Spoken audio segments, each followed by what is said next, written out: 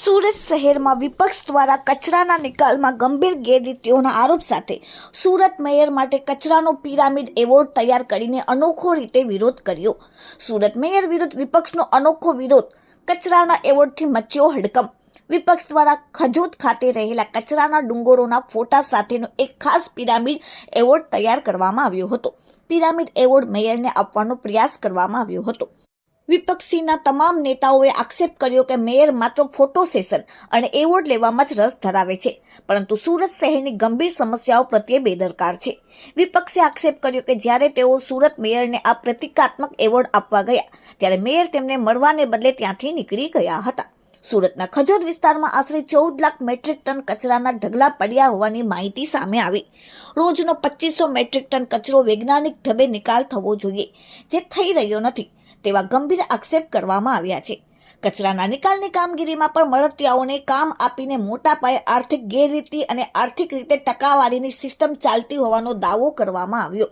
Bureau report, daily India TV, Surat. કચરામાં પણ કૌભાંડ, હજી કેટલા કરવા છે કાંડ, કચરામાં પણ કૌભાંડ, આ તો છે ભાજપનું કાંડ, કચરામાં પણ કૌભાંડ, આ તો છે ભાજપનું કાંડ। જે કઈ પ્રકારનો વિરોધ કરવામાં આવ્યો હતો?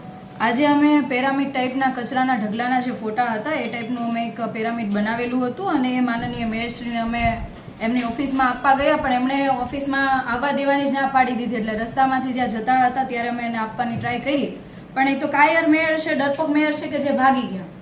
પિરામિડનું જે કહેવાય એવોર્ડ ટાઈપનું જે દેવાનું હતું એમણે લીધું જ નહીં।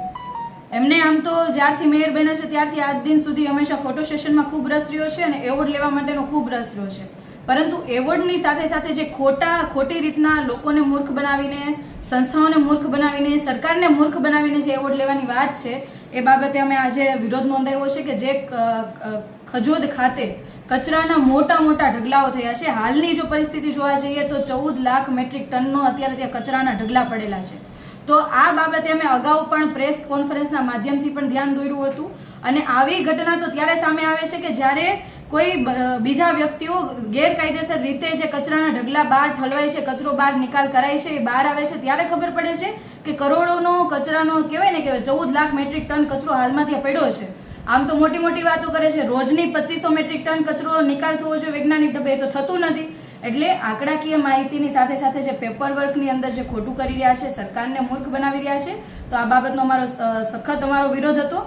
અને સાથે સાથે માનનીય મેયરશ્રીના સત્તાધીશોએ સુરત શહેરને મોટા કચરાના પહાડો આપ્યા છે, તો આજે અમે એને પિરામિડ સ્વરૂપે અમે એમને પહાડ આપ્યો કે ભાઈ તમે આ રાખો, તમે ઘરે મૂકો એટલે ખબર પડે કેવું લાગે છે।